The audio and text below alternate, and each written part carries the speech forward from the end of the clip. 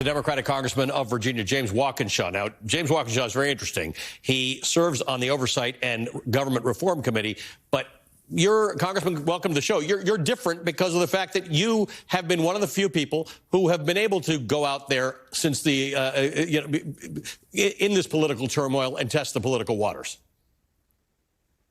Yeah, that's right. I won a special election on September 9th in the midst of the, chaos that Trump has unleashed across the country, but especially here in Virginia. So I got to see and understand how voters are reacting to that in real time.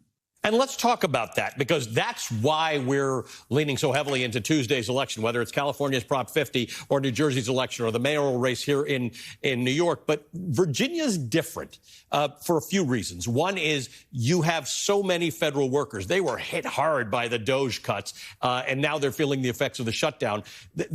You feel the actions of this government in Virginia more than other states do in some cases.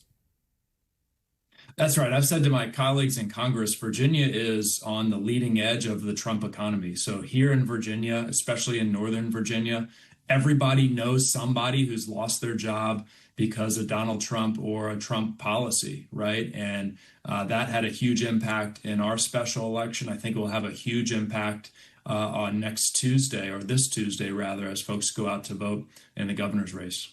Let's talk about, one can never predict what's happening in Virginia in a race. As I mentioned, Abigail Spanberger is running ahead, still within the margin of error. So one never knows. You just can't predict elections these days. But talk to me about how the difficulty here of being a Republican running in Virginia, because it becomes tough to defend what's going on. Virginians, all political stripes, are just angry about how their life, as President Obama said, is not better than it was when Donald Trump was elected.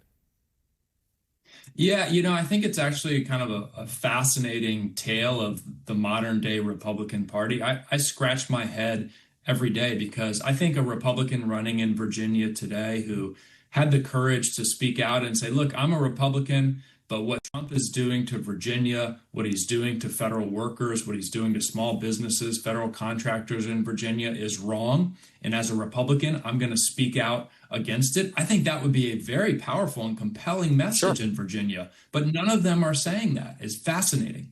Yeah, so this creates a remarkable opening for Democrats, because I don't know how this breaks down, what the federal workers, how they break down in terms of their politics. I would imagine they're like all Americans. They're across the political spectrum, but they're really seeing themselves hurt. Tell me about the multiplier effect. You're in Northern Virginia, generally thought of as a prosperous part of the country, obviously, high tech, government jobs. When people start losing their jobs because of DOJ or even in the shutdown, how does that affect everybody else? I met with a group of 10 to 15 small business owners from my district this past week, folks, massage therapists and small restaurants and diners and consultants. And each one of them said that they have seen a drop off in their business over the last 10 months as the Trump administration has been firing federal workers, canceling federal contracts capriciously. Here in Fairfax, our unemployment rate is the highest it's been since we were coming out of COVID, and it continues to rise as these policies stack up. So it is pervasive. If you go to your kid's soccer game, the parents are talking about it. If you go to the neighborhood block party, folks are talking about it. It is a very significant issue here in Northern Virginia, and I think across Virginia. And if any candidate running for office isn't speaking to that, the voters will punish them on Tuesday. So now, how do you manage this? Because in the different elections that are going on, some of them are granular and they're about the particular issue that's going on in your state, whether it's electrical costs or whatever the case is, and some of them are a referendum. But when you're campaigning, because you have done that very recently and you've done it again with Abigail Spanberger, what is the pitch? Does it depend on what that voter wants to hear? But is the pitch about, hey, this is Donald Trump wrecking your country, or this is something hyper-specific to Virginia?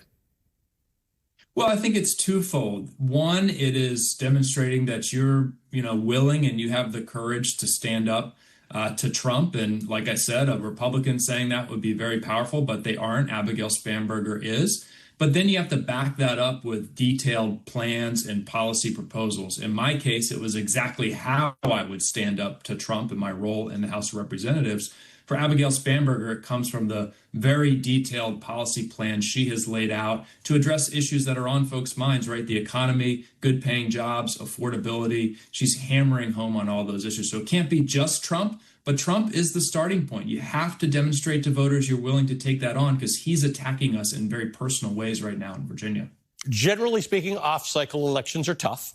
They don't get the popularity of a presidential election. They don't even get the popularity of a midterm election. What are you sensing in terms of energy and turnout? The turnout here, especially in Northern Virginia for early vote, has been very high and very strong. I can't speak to rural parts of the state, whether they're matching that, I don't know. But I think folks here are excited to send a message. Voting is the way to do that. We had in my special election in September, record turnout for a special election. I think we'll have a chance to match that in terms of record turnout for gubernatorial races in Northern Virginia and the D.C. suburbs, at least on Tuesday.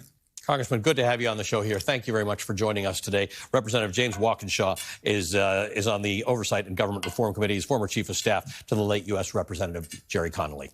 All right.